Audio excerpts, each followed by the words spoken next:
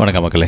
பெங்களூரில் IPL cricket மேட்ச்சில் RCB win பண்ணதுக்கப்புறம் நடந்த செலிப்ரேஷனில் அப்புறம் நடந்த சம்பவத்தில் 11 பேர் இறந்து போயிட்டாங்க. ஆர்சிபி டீம் 18 வருஷத்துக்கு அப்புறம் அந்த கப்பை வின் பண்ணியிருக்காங்க. அதனால் அவங்க டீம்லேருந்து பயங்கர செலிப்ரேஷனாக இருக்குது. இதுக்காக சின்னசாமி ஸ்டேடியத்தில் வந்து என்ன பண்ணுறாங்க, அந்த விக்டரி செலிப்ரேஷன் ஒன்று வைக்கிறாங்க. அங்கே மொத்தம் 35,000 பேர் தான் உட்கார முடியும். பட் ஆனால் ஃப்ரீ டிக்கெட் கொடுக்குறதுல மக்கள் வந்து லட்சக்கணக்கில் கூடிடுறாங்க. கிட்டத்தட்ட 2 லட்சம் பேர் வந்ததாக சொல்லப்படுது. அதில் பயங்கர கூட்ட நெரிசல். விக்டரி பரேட் சொல்கிற இந்த விஷயத்துக்கு வந்து போலீஸ் அலோவ் பண்ணலன்னு தான் சொல்கிறாங்க. அதுக்கப்புறம் எப்படி அனுமதி கிடைச்சதுன்னு தெரியல. இதனால் ஒரு ப்ராப்பர் பிளான் இல்லாமல் அது கண்ட்ரோல் இல்லாமல் போனது தான் இந்த விஷயத்தை சம்பவத்துக்கு காரணம் சொல்கிறாங்க. அதாவது கூட்ட நெரிசல் அதிகமாகிட்டு அதில் சிக்கி 11 பேர் இறந்து போயிட்டாங்க. ஒரு 50 70 பேர் வந்து நிறைய காயம் அடைப்பட்டிருக்குன்னு சொல்கிறாங்க. இந்தியா வேர்ல்டு கப் வின் பண்ணால் கூட இந்த அளவுக்கு செலிப்ரேட் பண்ணியிருப்பாங்களா தெரியாது. அந்த அளவுக்கு பயங்கரமாக பட்டாசு அடிச்சு பயங்கர செலிப்ரேஷன் இருந்துச்சு 2 நாளாக. இது பார்த்தீங்கன்னா அந்த விஜய் ரசிகர்கள் அஜித் ரசிகர்கள் அடிச்சுக்கோங்க பார்த்தீங்களா, ஒரு படம் பயங்கர ஹிட் ஆச்சுன்னா திரும்ப அவங்கள மார்க் பண்ணிட்டு பயங்கர செலிப்ரேட் பண்ணாங்களே, அந்த மாதிரி ஒரு விஷயமா நான் பார்க்குறேன். இந்த ஆர்சிபி சிஎஸ்கேக்குள்ள ஒரு போட்டி மாதிரி உண்டாக்கி அது ஒரு ஹைப் ஆக்கி நல்ல பிஸ்னஸ் பண்ணுறாங்கன்னு தான் எனக்கு தோணுது. அந்த பேரில் பெங்களூருக்கு தவிர பெங்களூருக்கும் இதுக்கும் எந்த சம்மந்தமும் இல்லை. இந்த டீமோட ஓனர் வந்து ஒரு பிஸ்னஸ் மேன் தான். அவங்க டீம் ஏலம் எடுக்கிறாங்க, அதில் கிடைக்கிற காசை வச்சு அவங்க